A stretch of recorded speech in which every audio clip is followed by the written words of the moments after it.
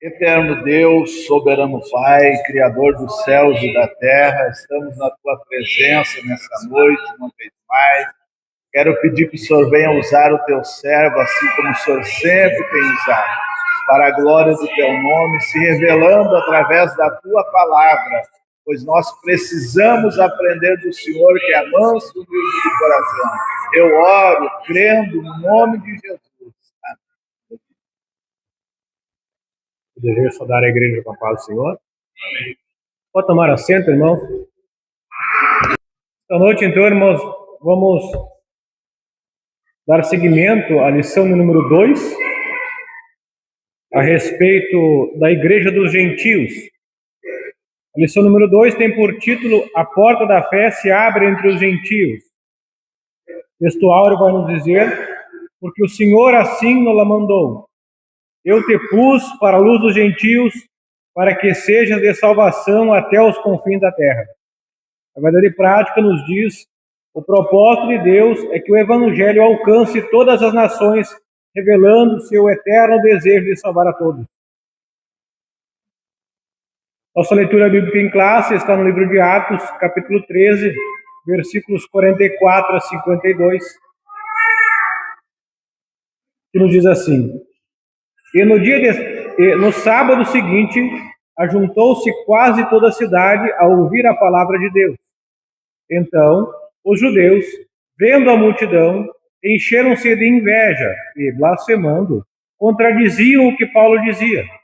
Mas Paulo e Barnabé, usando de ousadia, disseram: era mister que a vós se vos pregasse primeiro a palavra de Deus. Mas, visto que a rejeitais e vos não julgais dignos da vida eterna, eis que nos voltamos para os gentios, porque o Senhor assim nos mandou. Eu te pus para a luz dos gentios, para que sejas de salvação até os confins da terra. E os gentios, ouvindo isto, alegraram-se e glorificavam a palavra do Senhor, e creram todos quantos estavam ordenados para a vida eterna. E a palavra do Senhor se divulgava por toda aquela província. Mas os judeus incitaram algumas mulheres religiosas e honestas, e os principais da cidade, e levantaram perseguição contra Paulo e Barnabé, e os lançaram fora dos seus limites. Sacudindo, porém, contra eles o pó dos pés, partiram para Icônio, e os discípulos estavam cheios de alegria e do Espírito Santo. Amados irmãos, a lição número 2 vai tratar a respeito da continuação da obra missionária que o Senhor iniciou na lição número 1. Nós temos ali ao fundo um mapa que vai tratar a respeito da primeira viagem missionária, se os irmãos quiserem vir um pouco mais à frente para enxergar melhor. Aqui vai falar então a respeito da primeira viagem missionária dos apóstolos, do apóstolo Paulo e seu companheiro Barnabé. Nós vimos na lição anterior, irmãos, que a igreja de Jerusalém, ela se espalha devido à perseguição. Então os discípulos chegam até Antioquia, e é Antioquia da Síria o nome da cidade. Antioquia, alguns irmãos vão ver que tem Antioquia da Síria e tem também Antioquia da Pisídia. Quando o reinado de Alexandre o Grande ele morre, o reinado dele se divide entre 4 generais, e um dos generais ficou com essa região toda. E em homenagem ao seu pai Antíoco, ele coloca o nome de Antíoco à cidade, Antioquia. Então Antioquia é uma homenagem ao pai Antíoco. Daí vamos ter Antioquia da Pisídia e temos Antioquia da Síria. Em Antioquia da Síria, irmãos, como nós vimos na lição passada, é ali que nasce o desejo missionário da igreja, onde as pessoas que tornaram-se cristãos, chamados pela primeira vez, é ali onde o Espírito Santo de Deus vai chamar, então, os discípulos, o Paulo e o Barnabé, para a obra que os tinha chamado. Então, eles vão sair de Antioquia da Síria, vão descer até o porto de Seleucia, vão navegar no mar Mediterrâneo até o porto de Salamina, que fica na ilha de Chipre. Vão atravessar toda a ilha de Chipre até Pafos. Depois de Pafos, eles vão ir até Perge. De Perge, eles vão percorrer a pé até Antioquia da Psídia. E nós vamos tratando dessa lição no decorrer, e o mapa está para nos auxiliarmos. Então nós vimos aqui na introdução, acompanhamos um dos momentos mais marcantes da história da igreja, quando Deus abre de forma clara e soberana a porta da fé aos gentios. Ao seguir a primeira viagem missionária de Paulo e Barnabé, percebemos que o evangelho avança mesmo em meio à oposição, à rejeição e às dores do ministério. A introdução da lição propriamente dita vai nos dizer assim: a primeira viagem missionária do apóstolo Paulo está registrada em Atos 13 e 14. Logo após serem separados pelo Espírito Santo, Paulo e Barnabé, guiados pela direção divina, iniciaram a obra que o Senhor lhes confiara. A jornada durou cerca de 2 anos, entre 46 e 48 depois de Cristo. Então toda essa viagem missionária ali teve a duração de aproximadamente 2 anos. Nesse período, acompanhados por João Marcos, partiram de Antioquia da Síria,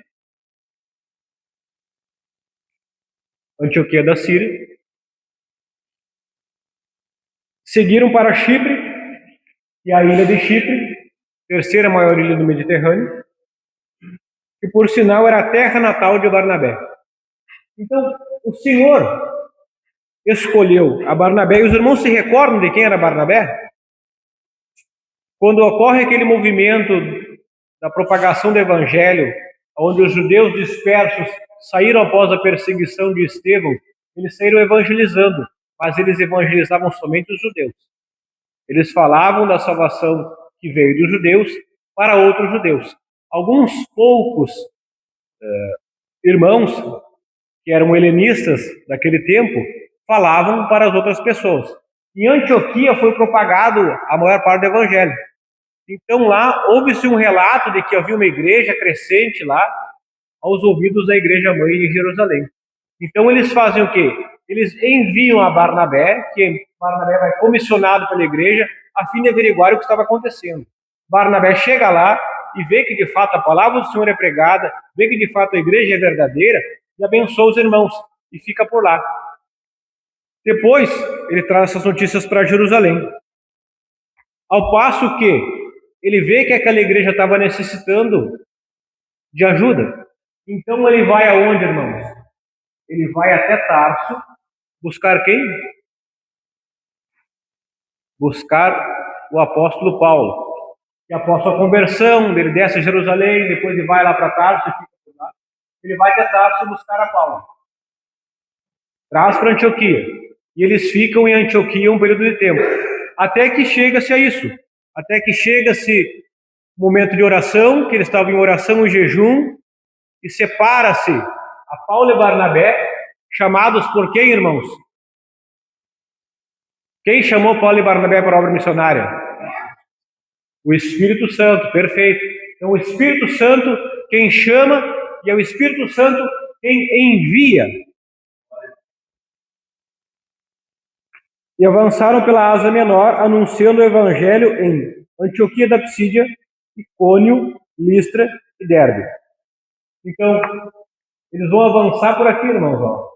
E vão até Antioquia da Psídia, depois vão ir até Icônio, depois vão vir até Listra e vão vir até Derbe. Depois vão voltar o mesmo caminho até o porto de Atália, navegar de volta a Seleucia, para relatar o que aconteceu durante essa obra missionária à igreja de Antioquia. Toda a missão tinha um alvo claro: alcançar os gentios e revelar que o plano de Deus abraça todas as nações sob a luz de Cristo. No tópico primeiro, a missão em Chipre, a primeira porta aberta entre os gentios. Ponto número 1. O envio missionário e o avanço da palavra. Conduzidos pelo Espírito, Paulo e Barnabé partiram de Antioquia, desceram a Seleucia, navegaram rumo a Chipre, terra natal de Barnabé, e já evangelizada por helenistas, conforme está relatada em Atos 11:19. Aportando em Salamina, no porto de Salamina, anunciaram o evangelho nas sinagogas.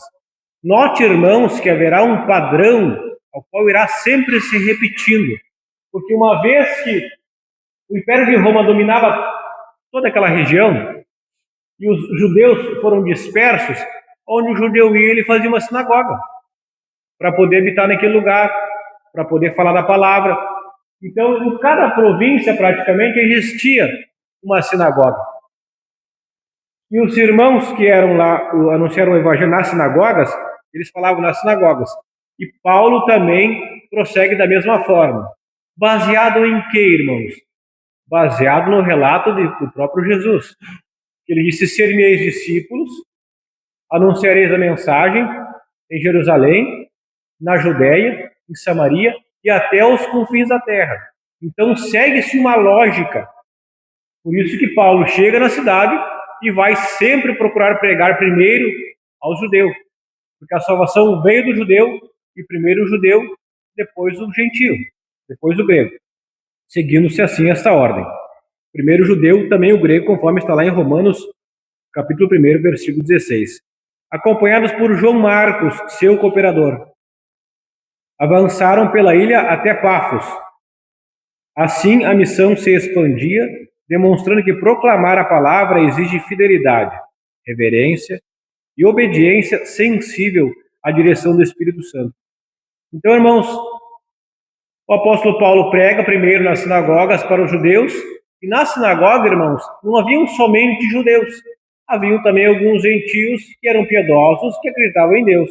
Então, aproveitando que o ambiente era propício, Paulo, que fora judeu, que foi criado aos pés de Gamaliel, que segundo a seita judaica mais elevada, que buscava observar mais rigorosamente a lei, era fariseu. Então é como se ele tivesse, assim, de certa forma, uma maior credibilidade para falar numa sinagoga, porque ele também fazia parte de lá. Os irmãos se recordam que João Marcos era o cooperador, João Marcos é sobrinho de Barnabé e acompanha eles na missão.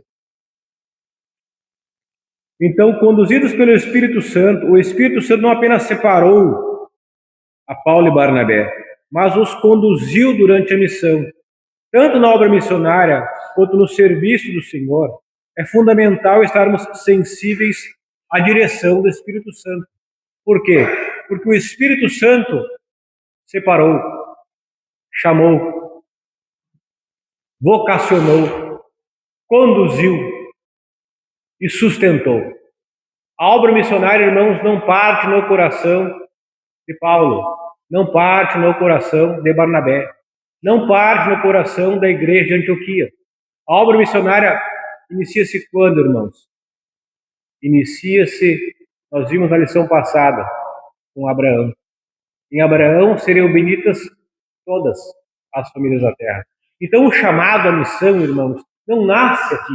O chamado à missão nasce lá, no Gênesis. Porque é do desejo do Senhor que todos cheguem ao conhecimento da verdade e todos sejam salvos, ainda que muitos não o recebam, ainda que muitos o rejeitem.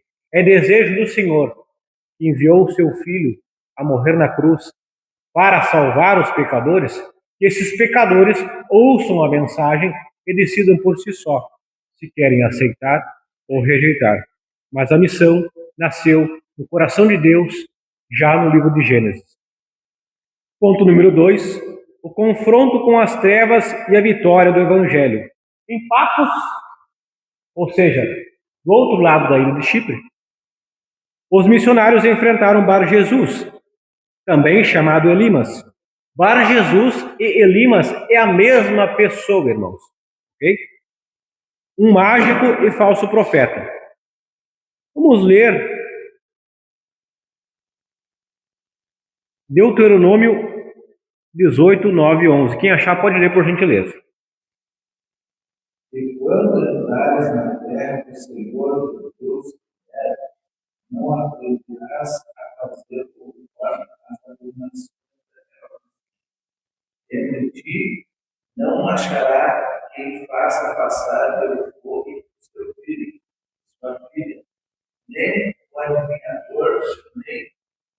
gnóstica, nem o argoeiro, nem o feiticeiro, nem catador de encantamentos, nem quem consulte um espírito adivinhante, nem negócio, nem quem consulte. Amém. Então, o Deuteronômio, que é a repetição da lei de Moisés, vai nos dizer que era proibido, vedado a Israel, na terra que o Senhor estava dando para eles, que houvesse alguém que passasse os filhos pelo fogo, ou seja, que sacrificasse os filhos a Moloque, dentre outras coisas, adivinhadores, dentre eles estava mágico. Mas note, irmão, acompanhe comigo na tua Bíblia Sagrada, Atos 13, 6.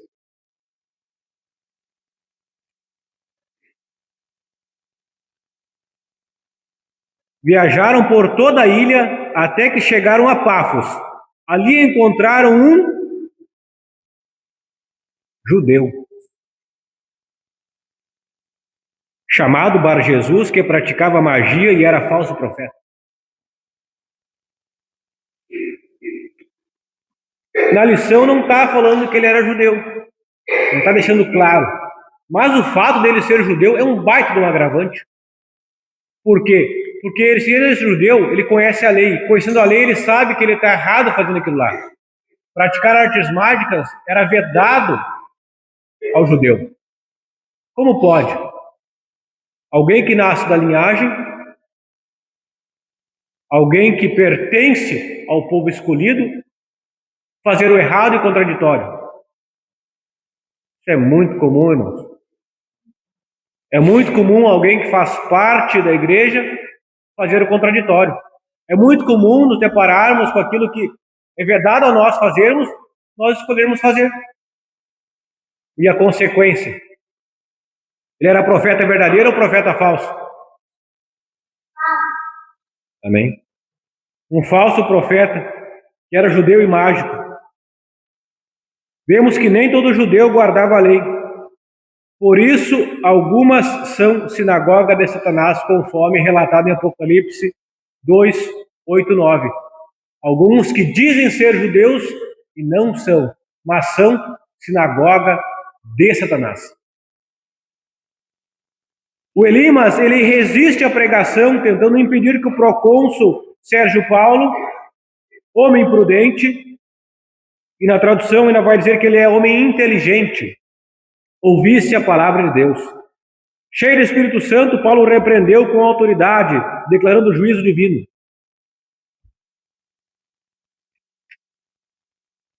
Ele era assessor do procônsul. O procônsul, como na lição passada nós vimos, era um governador da ilha que estava subalterno ao Senado do Império Romano. Então ele prestaria contas a Roma. Ele estava ali governando a ilha a mando de Roma. E não muito comum, irmãos, a política busca no ocultismo vencer, consultar práticas religiosas, práticas contrárias à palavra do Senhor. Então, irmãos, isso não é de hoje que a política anda acompanhada de falsas profecias, de engodo, de engano, de artes mágicas, de adivinhações. Não é de hoje. Por isso que há muitos políticos que pagam, que fazem oferendas para que sejam eleitos. Isso é uma prática comum, mas condenável pela Escritura Sagrada.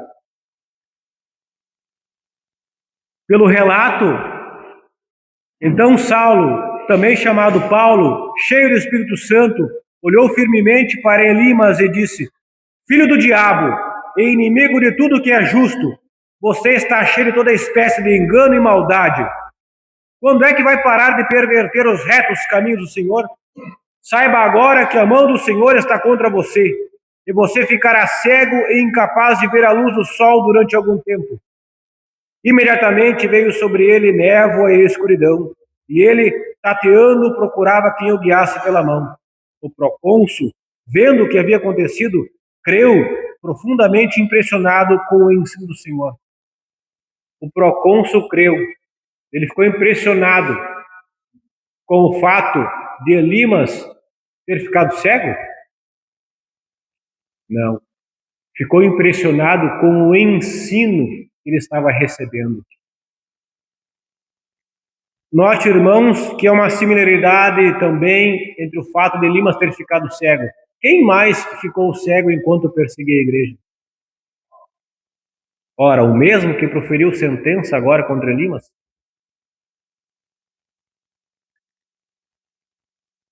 Paulo também ficou tateando, irmãos. Também ficou 3 dias sem enxergar. Aprove a Deus que, no caso de Paulo, a cegueira que ele tinha o levasse para o conhecimento da verdade.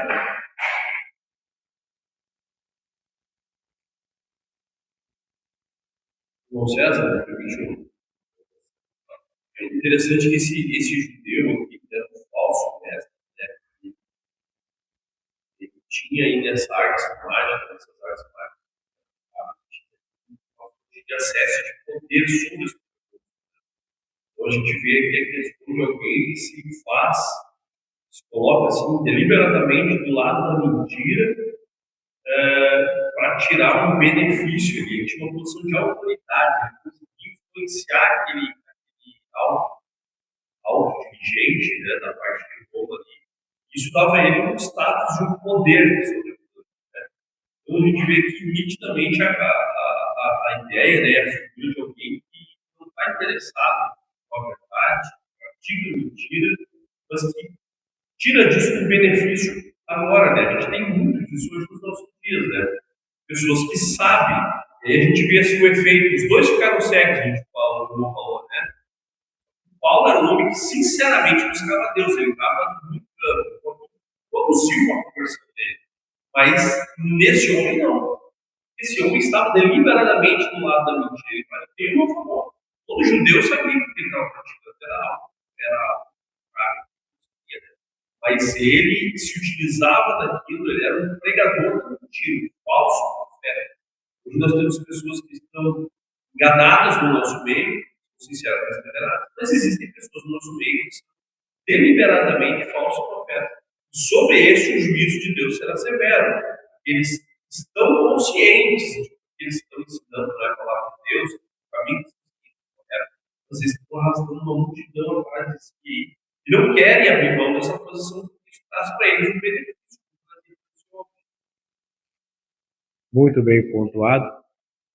Isso faz com que os verdadeiros adoradores do Senhor estremeçam, ao passo que os que não são fiéis estão reservados para o dia do juízo.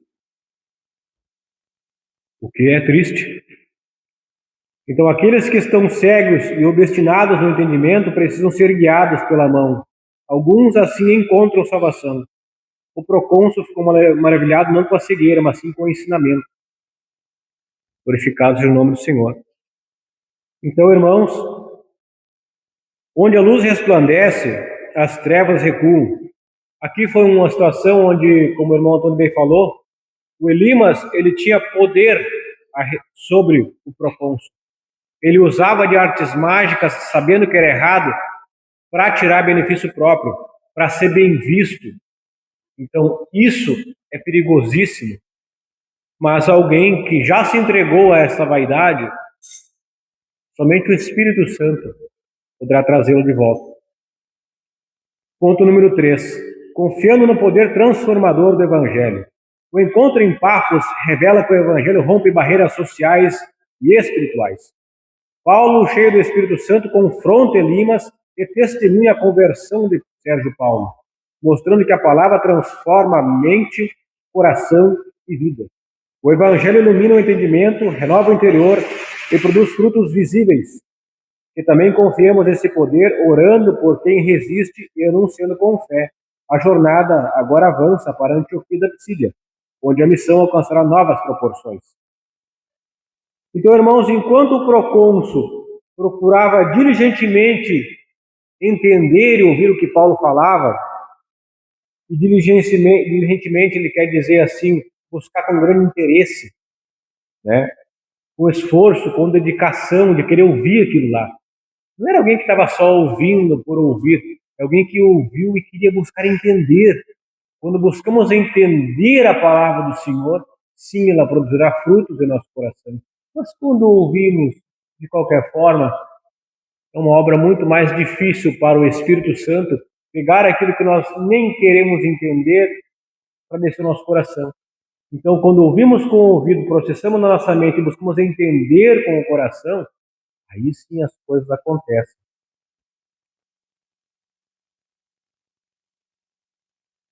E notem, irmãos, que foi uma conversão de um dos poucos oficiais romanos. Então, este homem era um oficial romano. Pouquíssimos, se não me falha a memória, apenas 2 oficiais romanos são ao relato na Bíblia Sagrada de que se converteram ao Evangelho do Senhor Jesus. Então, não importa as barreiras sociais, irmãos. Por vezes parece que é muito fácil pregar para alguém que tem menos conhecimento, alguém que é um pouco mais humilde, talvez te possa ser um pouco mais seguro. Eu acho que eu sei um pouco mais, então vai ficar um pouco mais fácil falar. Mas aqui Paulo, cheio do Espírito Santo, irmãos, ele pregou para uma autoridade. Então, capacitados pela graça do Senhor e pelo Santo Espírito de Deus que habita em nós, o Senhor nos capacita a pregar até aqueles que no nosso entendimento possamos achar que, mas eu não sei, cara. Será que eu falo? Fala.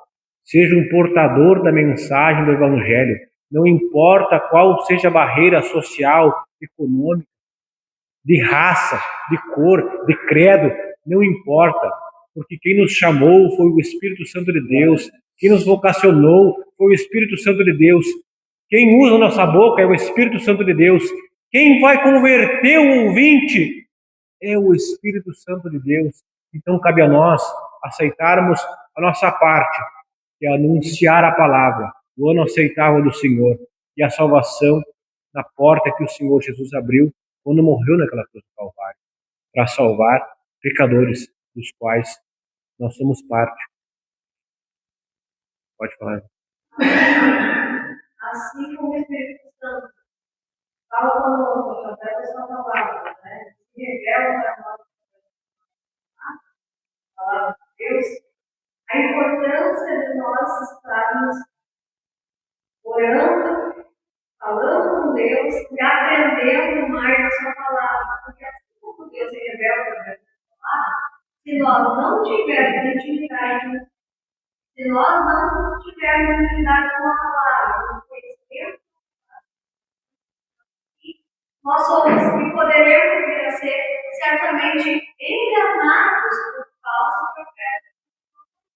Fica muito fácil de darem outro sentido à palavra de Deus, de darem uma nova versão da palavra de Deus.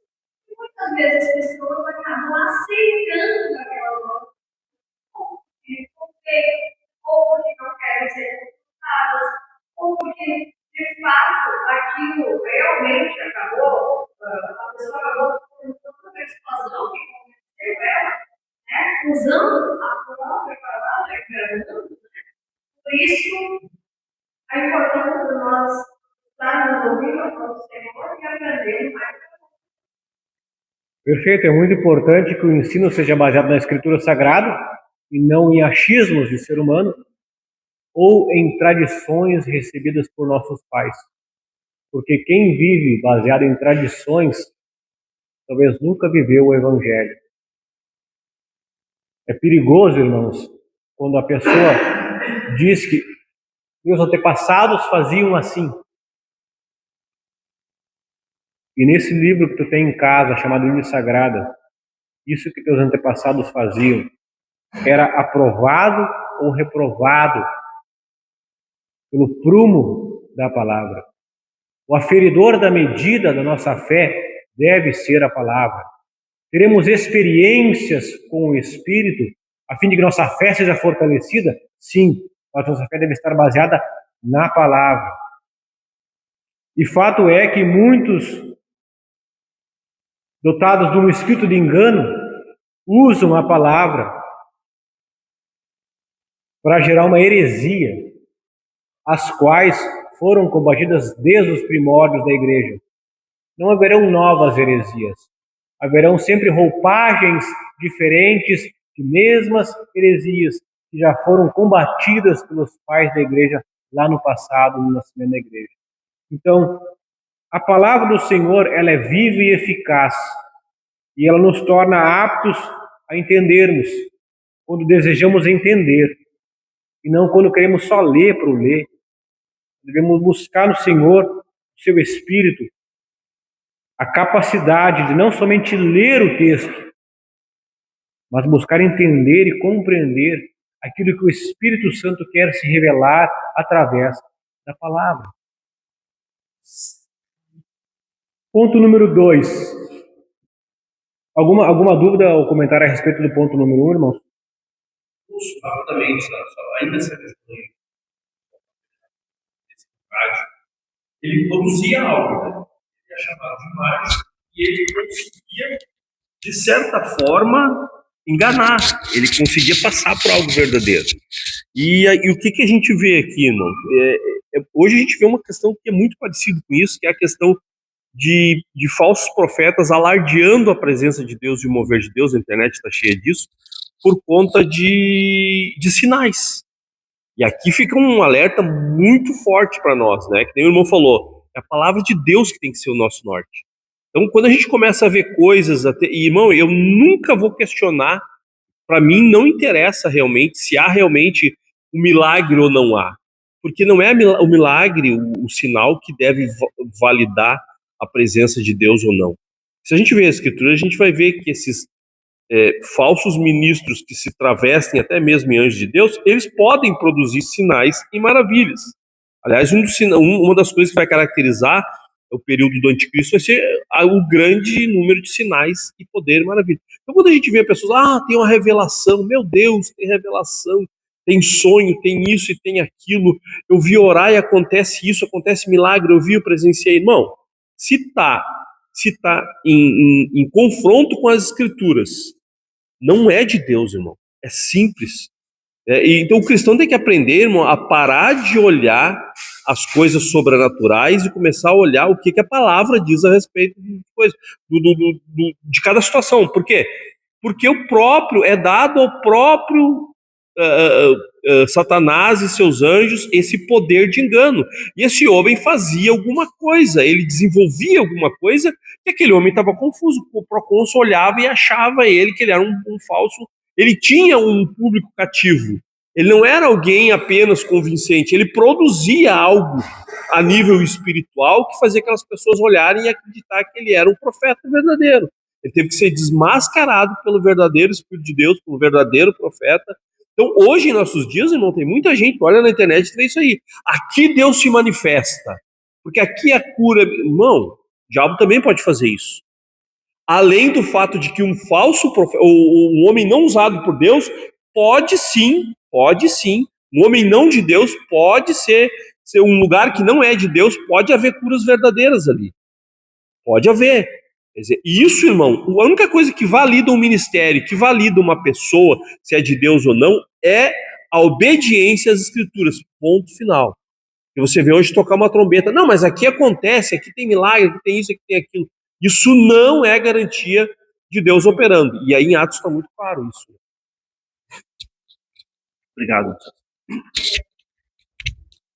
Então, como o irmão Antônio disse, o fato de acontecer um milagre, algo extraordinário, não é a chancela para que nós venhamos a aceitar aquela pessoa como um servo de Deus.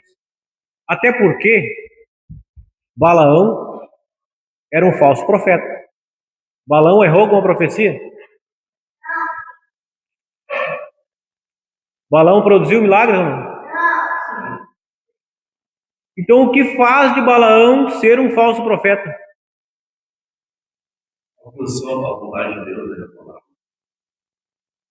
O fato dele receber benefícios financeiros, cobrar para fazer algo.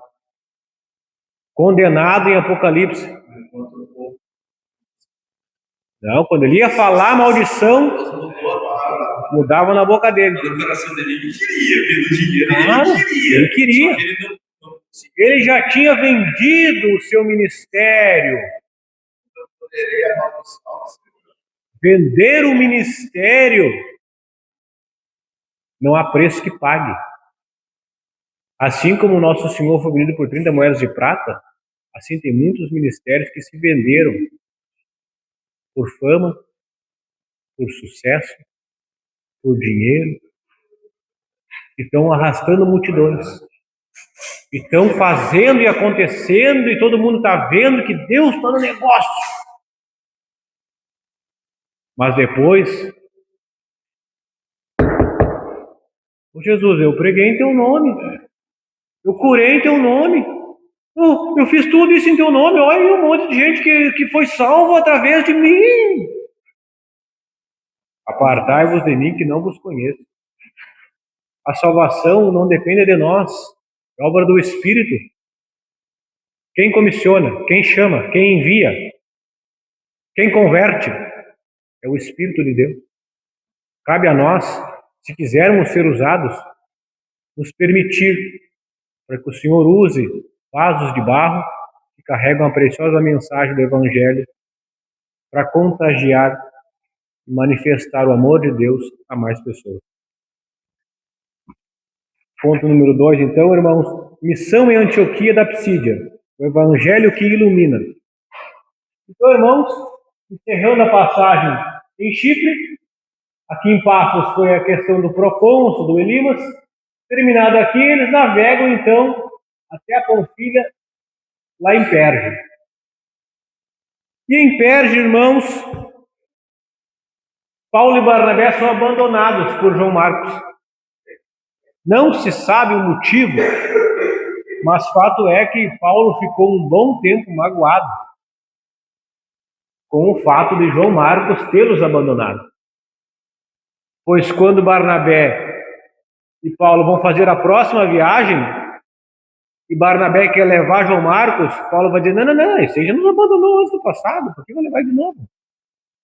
Não dá para confiar nele que te abandona. Irmãos, as mãos foram impostas sobre quem na igreja de Antioquia? Barnabé e Saulo. João Marcos estava lá. Quem escolheu levar João Marcos na viagem missionária?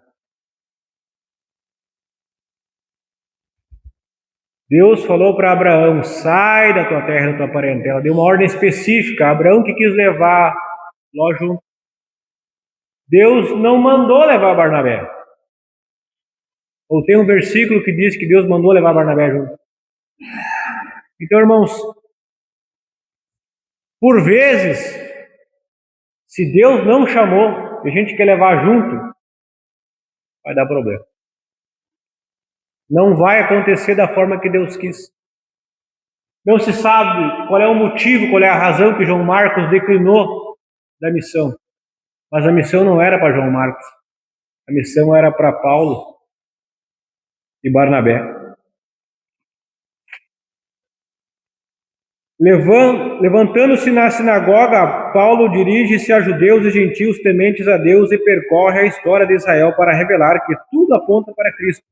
Recorda os juízes de Saul e apresenta Jesus como descendente de Davi. Afirma que João preparou o seu caminho, que a cruz cumpriu as profecias e que a ressurreição foi confirmada por testemunhas e pelas Escrituras. Proclama a justificação pela fé e a salvação a quem crê. Seu discurso termina com um apelo solene para que os ouvintes não repitam o erro dos que rejeitaram o Messias. A repercussão é imediata. Enquanto muitos judeus se retiram, os gentios rogam que Paulo retorne no sábado seguinte. E assim quase toda a cidade se reúne para ouvir a palavra, revelando uma abertura extraordinária ao Evangelho. Embora Paulo procure sempre levar a mensagem aos judeus nas sinagogas, haviam gentios tementes. Alguns poucos judeus creram. Os judeus que creem são tidos como os remanescentes, enquanto outros rejeitam a mensagem. Por qual razão? os judeus rejeitaram a mensagem. Atos 13, 45.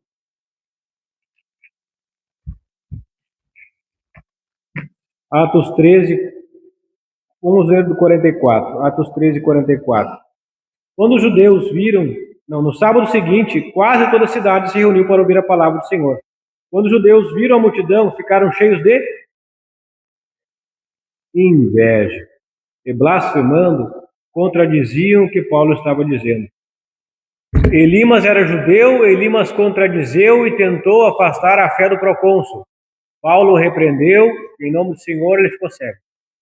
Aqui, Paulo não vai combater contra os judeus. Note que Paulo vai dizer... Então, Paulo e Barnabé eles responderam corajosamente: era necessário anunciar primeiro a vocês a palavra de Deus. Uma vez que a rejeitaram e não se julgam dignos da vida eterna, agora voltamos para os gentios. Por vezes, o Espírito de Deus vai nos conduzir a confrontar o enviado do diabo. Por vezes, o Espírito Santo vai nos conduzir a simplesmente se retirar e dizer: anunciei a mensagem, o teu sangue não estará sobre as minhas mãos, porque através da minha vida Deus falou contigo e te mostrou que existe uma salvação, que tu podes se arrepender dos teus pecados e se voltar para Cristo, que é o teu Salvador, ou tu podes rejeitar a mensagem e a tua condenação será sobre você e não mais sobre mim.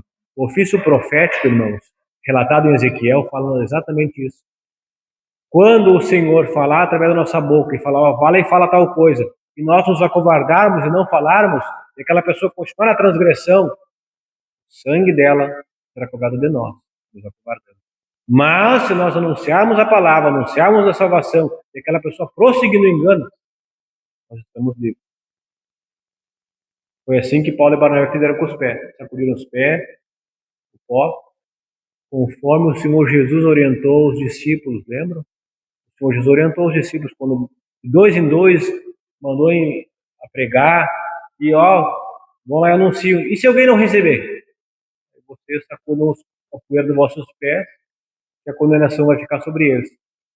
Não cabe a nós, irmãos, decidir quem vai aceitar a mensagem, quem vai rejeitar a mensagem.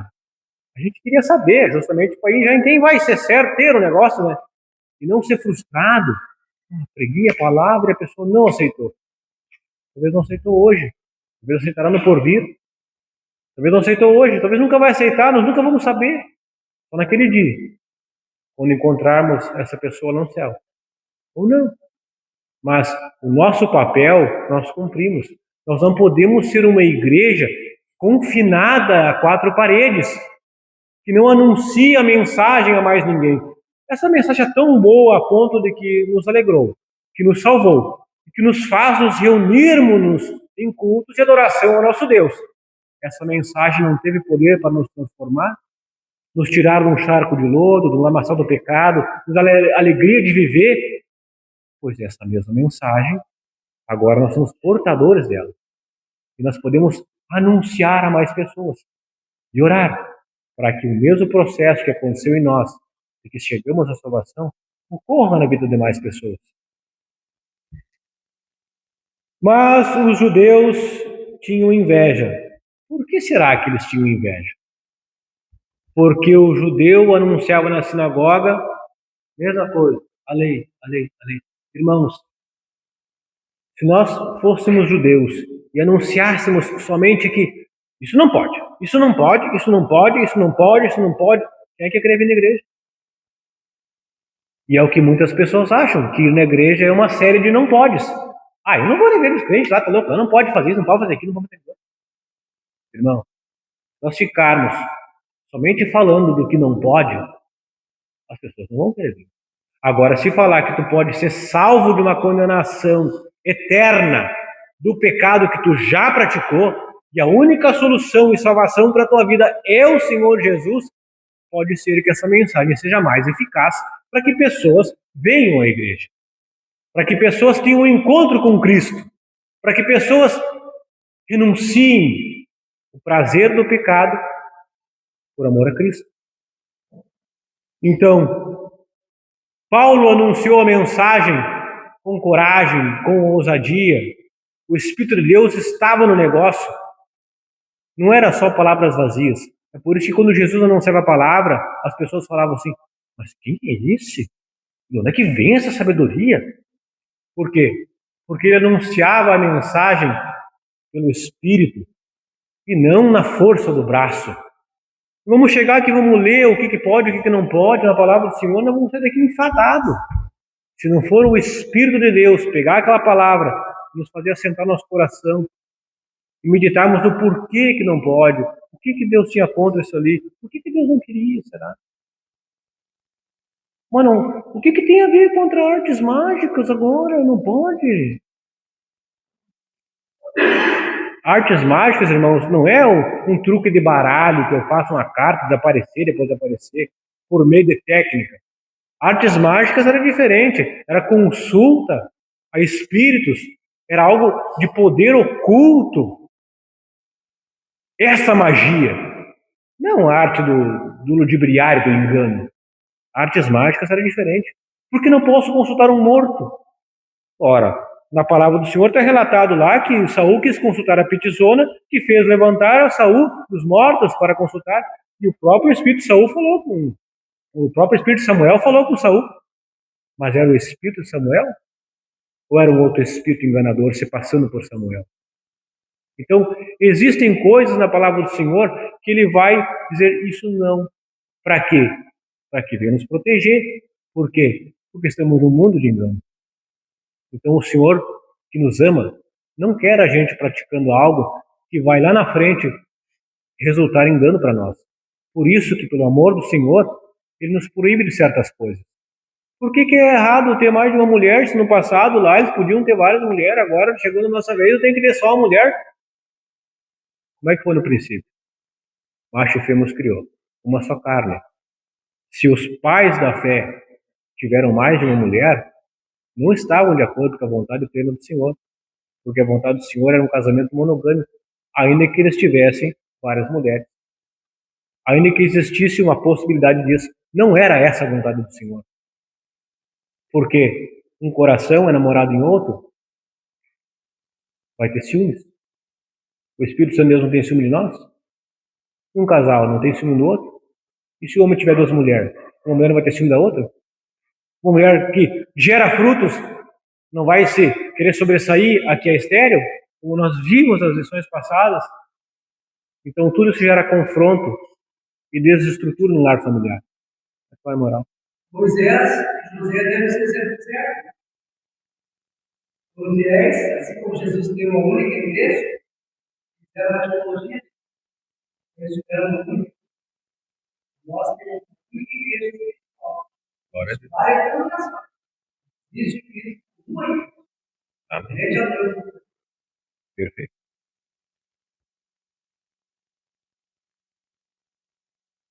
Mesmo assim, quase toda a cidade veio no dia seguinte para ouvir a palavra, pois não se tratava de ritos e regras judaicas, mas sim de sermos salvos, eleitos como filhos pela graça. Ponto 2. A rejeição dos judeus e a tristeza de Paulo diante da incredulidade. Fiel ao princípio de alcançar primeiro o judeu, depois o gentio, Paulo inicia sua pregação nas sinagogas. Contudo, em Antioquia da Psídia, a inveja e a resistência dos judeus revelam a dor do apóstolo ao ver o seu povo rejeitar o evangelho.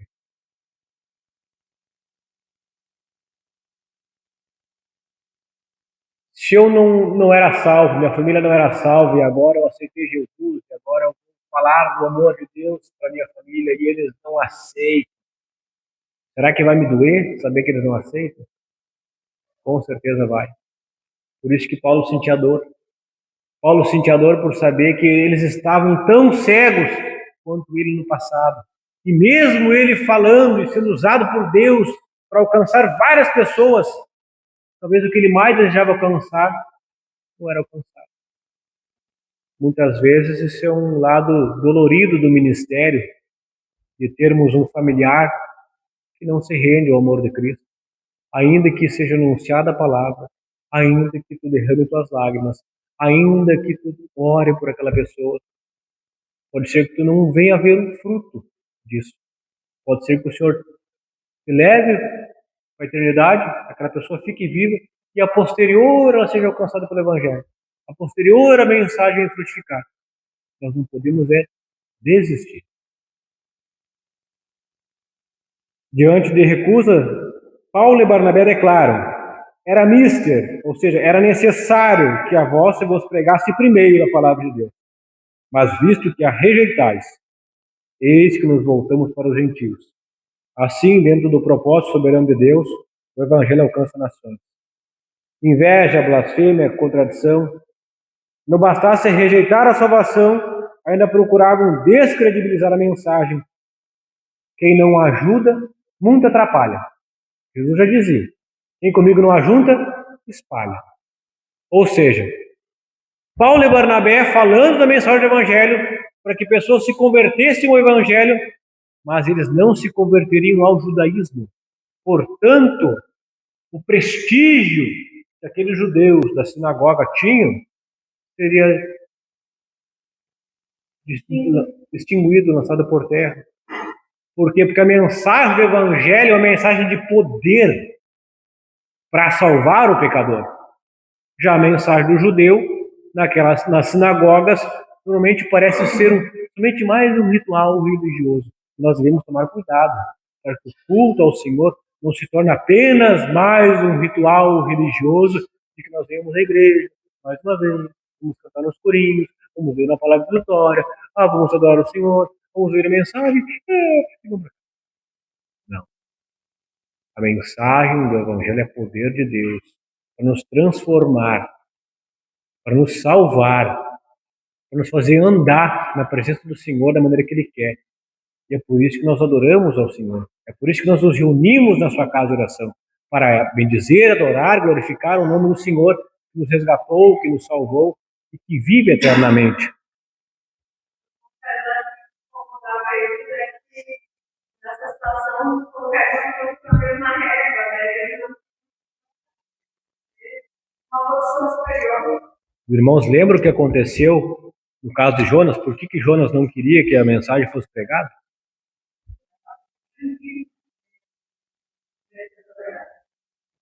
Jonas achava que aquele povo não merecia ser salvo por ter oprimido muito ao seu povo. O judeu talvez achasse que, não, para eles serem salvos, eles têm que fazer o quê? Primeiro ser judeu. E foi sempre esse o confronto na igreja primitiva, a ponto de que houve o concílio de Jerusalém para definir se eles seriam convertidos ao judaísmo ou direto ao cristianismo, se precisavam se circuncidar ou não, guardar o sábado ou não. Então, abrir a porta escancarada para a salvação fazia com que o judeu não fosse mais o porteiro, e ele não pudesse mais cobrar pedágio para poder participar. Entende? Então, isso colocava ele, de uma certa forma, desclassificava ele de ser o juiz, que é o que muitos cristãos às vezes fazem. Mas tu vê aquela pessoa na rua lá, não, aquela lá com certeza vai para o inferno. Não, olha o jeito que aquela pessoa está vestida andando na rua. Será que nós não somos, de certa forma, às vezes, fariseus e judeus, querendo encurtar, estreitar uma porta que já é estreita? Então, cabe a nós anunciarmos a mensagem. O Espírito de Deus está falando toda hora para nós anunciarmos a mensagem. Até eu já percebi tantas vezes que eu falei a mesma coisa. Então, cabe a nós anunciarmos a mensagem, anunciarmos a mensagem, anunciarmos a mensagem. E deixe que o Espírito de Deus produza os frutos que ele precisa no meio do seu povo. E acrescente a todos aqueles aos quais deverão ser salvos. Ponto 3. A porta da fé aberta aos gentios pela graça de Deus. Ao rejeitar a mensagem, muitos judeus se tornaram indignos da vida eterna. Qual é a única forma de se tornar indigno à salvação? Porque, de certa forma, quem de nós pode dizer que nós éramos dignos de que o Senhor descesse do seu trono de glória, encarnasse do ventre da mulher, nascesse e crescesse sem pecado, morresse sem pecado, para nos salvar naquela cruz? Quem de nós pode dizer, não, eu era digno mesmo. Eu acho que eu merecia. Nenhum de nós. Mas a única forma de se tornar indigno de tamanha graça e salvação é rejeitando. E os judeus assim o fizeram. Aprove a Deus que alguns rejeitassem, para que outros aceitassem. Aprove a Deus que alguns não quisessem, para que a mensagem fosse propagada àqueles que nem eram dignos. Cumpre-se então o propósito divino anunciado em Isaías: Israel seria luz para as nações, e de Israel viria Cristo, a luz para a revelação dos gentios. O texto afirma que creram todos quanto estavam ordenados para a vida eterna. A melhor compreensão, conforme a Bíblia pentecostal, é todos os que estavam dispostos para a vida eterna, ou seja, todos os que responderam positivamente ao chamado do Espírito. A salvação é oferecida a todos, mas acolhida apenas pelos que creem. Muitos gentios acolheram a palavra e tornaram-se testemunhas vivas do poder transformador do Evangelho. Ainda hoje, o Senhor abre portas onde menos esperamos. A missão avança quando a igreja responde com fé, discernimento e obediência. Assim como Antioquia da Psídia se tornou o lugar um lugar de grande colheita, Deus deseja usar cada crente como portador da luz de Cristo. A obra, porém, não terminou ali. Agora, a jornada missionária se desloca para Icônio, Listra e Derbe, onde novos desafios e milagres revelarão novamente o poder do Evangelho por meio do Espírito Santo. Se os judeus que foram o povo escolhido para levar o nome de Deus, ao rejeitarem seu próprio Salvador, estavam rejeitando a vida eterna, quem dirá os outros povos com suas práticas pagãs?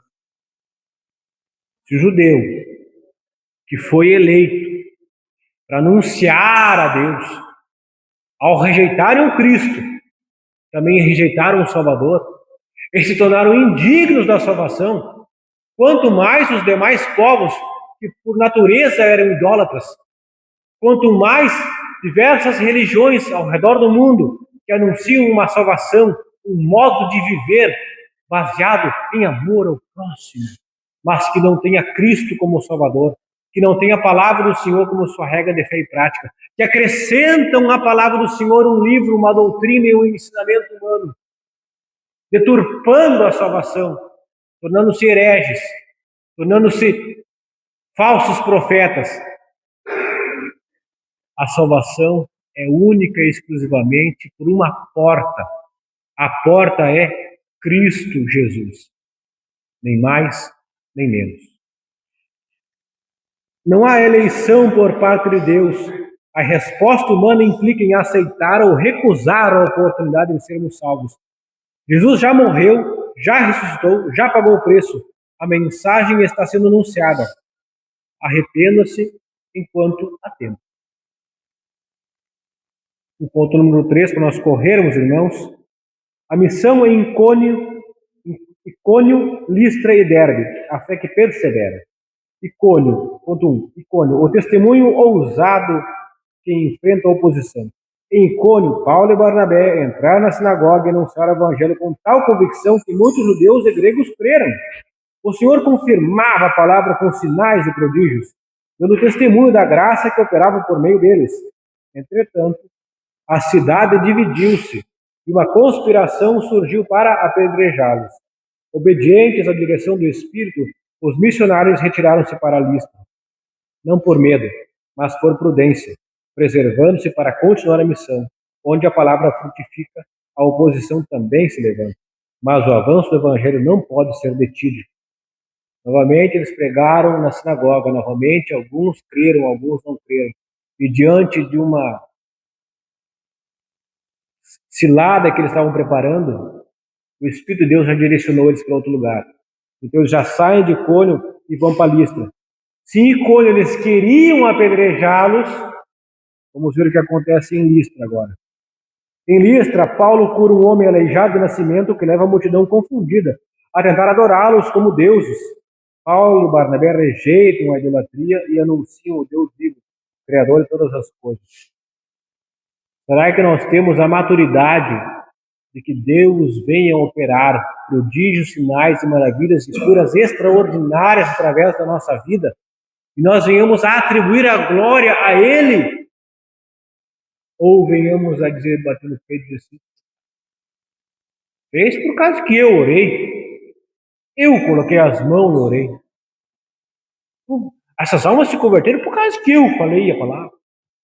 Irmãos, quem somos nós para que o Senhor tivesse olhado para nós e tivesse tido misericórdia de pobres pecadores que éramos carentes e dependentes de um Salvador, para agora nos enchermos de arrogância?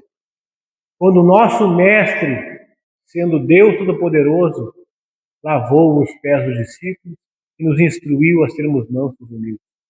Então, irmãos, é contraditório um cristão querer orgulhar-se de participar da obra do Senhor. Embora o poder de Deus esteja sobre nós para anunciar o Evangelho, é necessário sermos prudentes para estarmos sensíveis à voz do Espírito, para nos retirarmos quando formos dirigidos a isso. Ponto 2. Em Listra... Perdão. Os judeus vindo de Antioquia e Icônio incitaram o povo contra eles. Ou seja, os judeus que já havia sido pregado em Antioquia e lá em Icônio, agora eles vêm perseguindo os apóstolos até Listra, incitando o povo contra eles. Ora, se no começo eles estavam sendo adorados como deuses por fazer prodígios, sinais e maravilhas, de curar pessoas, agora uma conspiração para que eles sejam apedrejados. E Paulo é apedrejado e deixado como morto. Ora, como pode? O Espírito Santo de Deus me chamou, me vocacionou, me dirigiu para esta obra e agora aqui eu estou sendo apedrejado. Eu não vou mais fazer mais nada. E eu não vou tomar pedrada aí dos outros para falar da palavra de Deus. Não vou mais. Para que isso? A gente vai e fala a palavra e parece que o inferno se levanta 1000 vezes mais. Parece que aqueles que deviam ser gratos a Deus por ouvir a salvação, aqueles mesmos é que nos apedrejam. O que Paulo fez? Ficou beiçudinho? Eu não vou mais.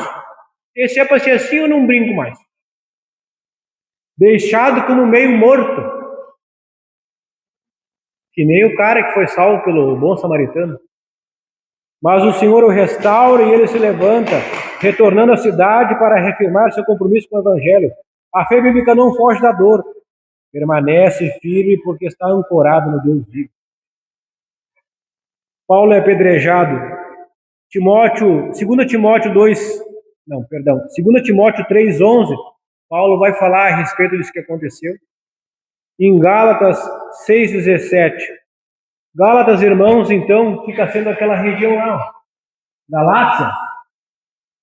Então, a carta de Paulo aos Gálatas envolvia Icônio, Listra, Derbe, que faziam parte da Galácia. Então, a carta de Paulo aos Gálatas circulou pelas igrejas de Derbe, Listra e Icônio. E o que aconteceu nessas cidades? Perseguição e apedrejamento. Então, Paulo vai dizer aos Gálatas em 6:17, trago no meu corpo as marcas do Evangelho. Que marcas? As cicatrizes das pedradas que ele levou. E quem ouvindo a mensagem das cartas e que se converteu depois de talvez ter apedrejado ele, o que pensou? Meu Deus, o homem era homem de Deus, veio, me deu umas pedradas nele. E agora que se converteu. Assim como Paulo consentiu com a morte de Estevão, e depois o Senhor disse para ele, Atos 9:15-16.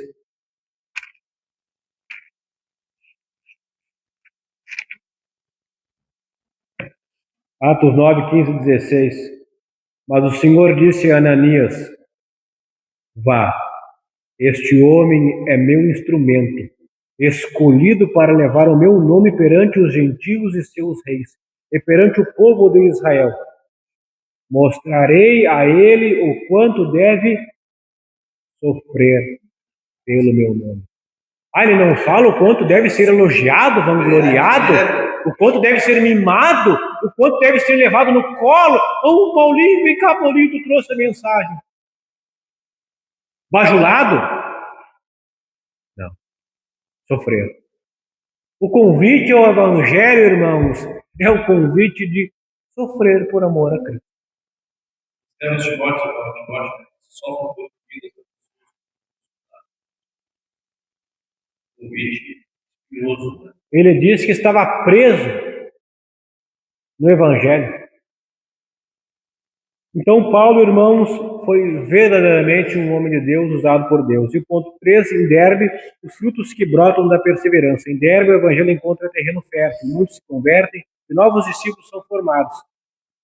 Após toda a perseguição, todas as ciladas em Icônio e Listra, agora em Derbe, parece que finalmente os frutos ficam mais fáceis. Haverá um momento, irmãos, que as coisas haverão resistência, mas haverá um momento que as coisas vão andar. Deus vai fazer a obra. Mesmo após perseguições e sofrimento, Paulo e Barnabé continuam a pregar e edificam uma comunidade forte na fé. A obra missionária prossegue porque suas raízes não estão na comodidade, mas na fidelidade ao chamado de Cristo. Irmãos, eles saem daqui, Antioquia da Síria, passam por toda essa rota, vêm até aqui e param em Derbe. Mas por que eles não prosseguem por aqui, vêm por Tarso, talvez no porto aqui, vêm... Não seria muito mais rápido, fácil, eles prosseguirem dessa forma? Por que eles voltam em Derbe, voltam para Listra, voltam para Icônio, voltam para Antioquia, daí vem para lá, vem volta? Já se pararam para perguntar?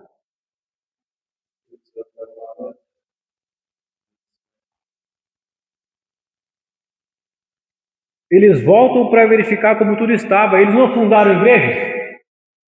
Onde é que eles não fundavam a igreja? A viagem missionária não era para fazer discípulo? O que os discípulos fazem depois que o apóstolo vai embora? Se reúnem como uma igreja, nascendo. Aí ele vai para a próxima, e para a próxima, e para a próxima. Aí ele volta, confirmando a igreja, vendo como é que está o povo, estabelecendo o presbítero, para que a obra possa andar sem ele. Outra possibilidade seria aquilo que Jesus falou: não há profeta sem honra, a não ser em sua casa. Talvez Paulo, por ser de Tarso, não seria muito bem visto lá, ao contrário de Barnabé, que foi bem visto em Chipre. Então o fato é, irmãos, que eles não voltaram, que eles voltaram pelo caminho de onde vieram, reafirmando as igrejas as quais eles tinham fundado. Para também mostrar que aquele morto a pedradas, agora Paulo morreu, está vivo. O homem é duro de roer. Eu acho que deve ter Deus na vida do cara mesmo, porque não morreu, vaso ruim não quebra. Então Paulo também mostrou que ele estava vivo, que ele era servo de Deus, e que o poder de Deus era na vida dele, e que ele ficaria vivo até a hora que Deus quisesse, e morreria só quando fosse a hora. Amém, irmãos? Conclusão, então, vai nos dizer, ao encerrar esse ciclo missionário, os apóstolos retornam às cidades onde haviam sofrido, fortalecendo os discípulos e estabelecendo presbíteros. Depois, apresentam à igreja de Antioquia o relatório do que Deus fizera, celebrando que abrira aos gentios a porta da fé. A missão continua porque a graça conduz, sustenta e abre caminhos onde parecia impossível. No relatório deles, irmãos, quando eles voltam para Antioquia, ele não vai falar: pensa num povo duro. Rapaz, quando eu estava lá em Listra, tomei-lhe pedrada, quase me mataram. Deus abriu a porta da fé aos gentios. E o evangelho foi anunciado, e muitos creram e serão acrescentados à salvação. Eles olhavam o copo meio cheio, irmãos, não o copo vazio. Não as dificuldades, mas aquilo que Deus havia operado, e a graça de Deus diante do chamado sobre a vida deles. Bom, Antônio? Irmão Ivo? Faça a direção, irmão Ivo, então. Agradeço a oportunidade em nome de Jesus. Meus irmãos, quero agradecer a todos por esse momento. Os irmãos, não precisa nós entrar em detalhe, né? Foi bem explicada a lição. O homem é da espada comprida mesmo, né? Passou um pouco do horário, mas muito boa a lição, né?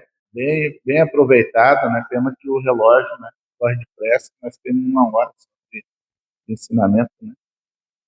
Vamos se colocar de pé, agradecemos a Deus. De aniversário. Vamos cantar parabéns para o nosso professor, né? Quantos aninhos? Ih, gurizinho, né? Vamos cantar parabéns?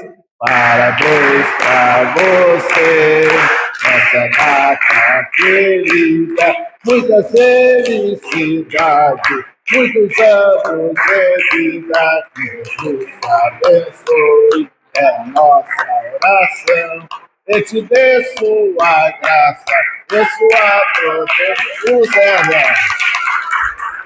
o amor de Deus, a graça de Jesus Cristo, a comunhão do Espírito Santo e suas consolações seja com todos nós e todos digam amém.